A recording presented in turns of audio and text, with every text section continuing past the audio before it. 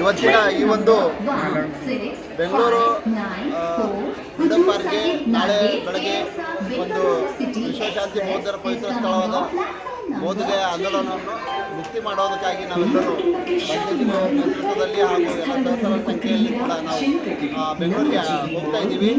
ಇದು ಒಂದು ಬೃಹತ್ ಮಟ್ಟದ ಒಂದು ಪ್ರತಿಭಟನೆಯಾಗಿದೆ.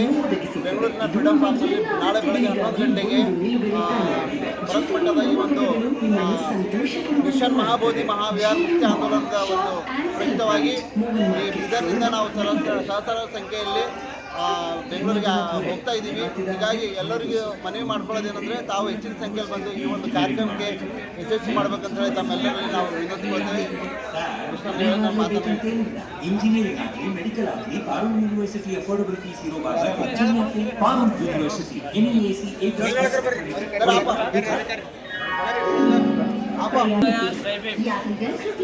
ನಾಳೆ ಬೆಂಗಳೂರು ನಗರದಲ್ಲಿ ಜರುಗುತ್ತಿದ್ದ ಮಹಾಬೋಧಿ ಮಹಾವೀರ ಮುಕ್ತಿ ಆಂದೋಲನವನ್ನು ದೊಡ್ಡ ಪ್ರಮಾಣದಲ್ಲಿ ಕಾರ್ಯಕ್ರಮ ನಡೀತದೆ. ಅದಕ್ಕೆ ಬೀದರ್ನಿಂದ ನೂರಾರು ಜನ ಸೇರಿ ನಾವು ಆ ರ್ಯಾಲಿಗೆ ಬಹುಮತದ ಸಪೋರ್ಟ್ ಆಗಿ ನಡೆದಿದ್ದೇವೆ. ಈ ಸಂದೇಶ ಕೊಡೋದೇನಂದ್ರೆ ಮಹಾಬೋಧಿ ಮಹಾವೀರರು ಅದು ಬೌದ್ಧರಿಗೆ ಸಲ್ಲಿಸಿದಿರುತ್ತದೆ. ಬೌದ್ಧರಾಗಿ ಅಲ್ಲಿ ಅರ್ಚಕರಾಗಿರಬೇಕು, ಪೂಜಾರಿಗಳಿಗಾಗಿರಬೇಕು, ಅನ್ಯ ಧರ್ಮದವರಲ್ಲಿ ಯಾರೂ ಇರಬಾರ್ದು. ದಯವಿಟ್ಟು ಆ ರೀತಿ ಅನ್ಯ ಧರ್ಮದವರು ಬುದ್ಧ ವಿಹಾರದಾಗ ಇರ್ತಾರಂದ್ರೆ ಇವತ್ತು ಮಸ್ಜಿದ್ದಾಗ, ಚರ್ಚ್ದಾಗ ಮತ್ತು ಮಂದಿರಗಳದಾಗ ಎಲ್ಲ ತೈಲಿ ಎಲ್ಲ ಧರ್ಮದವರು ಒಬ್ಬೊಬ್ಬರು ಅರ್ಚಕರಾಗಿರ್ಬೇಕು.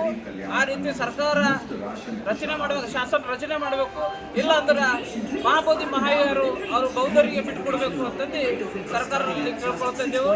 ಇಲ್ಲ ಅಂದ್ರೆ ಇವತ್ತು 100 ಜನ ಆಗ್ಲತ್ತಿದ್ದೆವು. ನಾಳೆ ಒಂದು 1000 ಜನ ಹೋಗಿ, ಇಡೀ ಬೀದರ್ಲಿಂದ 1000 ಜನ ಹೋಗಿ ದಿಲ್ಲಿ ವಿಧಾನಸೌಧಕ್ಕೆ ಮುಕ್ತಿ ಹಾಕ್ಬಹುದು. ಆ ರೀತಿ ಎಚ್ಚರಿಕೆ ಕೊಡ್ತಾ ಇದ್ದೀವಿ. ಜೈ ಭೀಮ್, ನಮ್ಮ ಮುಂದೆ ಜೈ ಭಾರತ್. ಹುಜೂರ್ Sahib is coming on platform number 3. ನಡೆಯುತ್ತಿರುವ ಬೆಂಗಳೂರು ಫ್ರೀಡಂ ಪಾರ್ಕ್ನಲ್ಲಿ ಮಹಾಬೋಧಿ ನಮ್ಮ ಜಿವಿ ಮಾಲ್ ನಿಮ್ಮ ಕುಟುಂಬದ ಸದಸ್ಯರಿಗೆ ವ್ಯಾಪಕ ಶ್ರೇಣಿಯ ಉತ್ಪನ್ನಗಳನ್ನು ಒದಗಿಸುತ್ತದೆ. ಇದು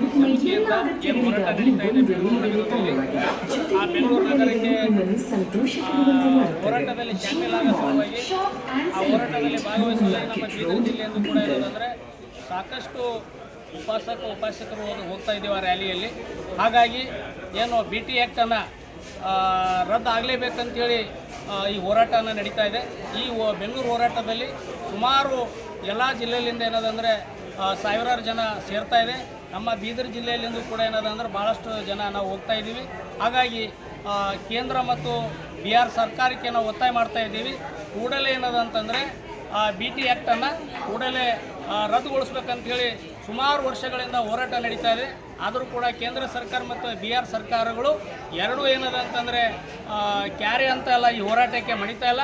ಹಾಗಾಗಿ 6ನೇ ತಾರೀಕು ಮುಗಿದ ನಂತರ ಮತ್ತು ಫೆಬ್ರವರಿ 12 ತಾರೀಕು ಕೂಡ ಏನದಂದ್ರೆ ದಿಲ್ಲಿಯಲ್ಲಿ ಭಾಳ ಒಂದು ದೊಡ್ಡ ಪ್ರಮಾಣದಲ್ಲಿ ಹೋರಾಟ ಕೂಡ ನಡೀತಾ ಇದೆ.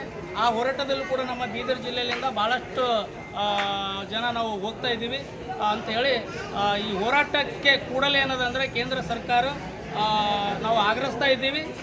ನಮ್ಮ ರಾಜ್ಯ ಸರ್ಕಾರದಿಂದ ಏನು ಕರ್ನಾಟಕ ರಾಜ್ಯ ಸರ್ಕಾರದಿಂದ ಒತ್ತಾಯ ಮಾಡ್ತಾ ಇದ್ದೀವಿ. ರಾಜ್ಯಪಾಲರು ಮತ್ತು ನಮ್ಮ ಸನ್ಮಾನ್ಯ ಮುಖ್ಯಮಂತ್ರಿಗಳು ನಮ್ಮ ಮನವಿಯನ್ನು ನಾಳೆಯ ದಿನ ಬಂದು ಅವರು ಸ್ವೀಕಾರ ಮಾಡ್ಕೊಂಡು ನಮ್ಮ ಬೇಡಿಕೆಯನ್ನು ಕೇಂದ್ರ ಸರ್ಕಾರಕ್ಕೆ ತಲುಪುವ ದಿಕ್ಕಿನಲ್ಲಿ ಅವರು ಗಮನ ಹರಿಸ್ಬೇಕಂತೇಳಿ ನಾವು ಒತ್ತಾಯ ಮಾಡ್ತಾ ಇದ್ದೀವಿ.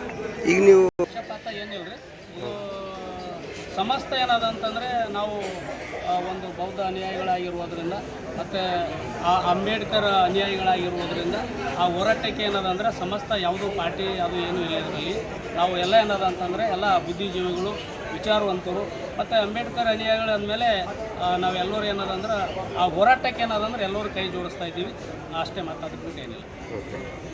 ಮಹಾಬೋಧಿ ಮಹಾವಿಹಾರಕ್ಕೆ ಮಹಾಬೋಧಿ ಮಹಾವಿಹಾರಕ್ಕೆ BT ಆ್ಯಕ್ಟ್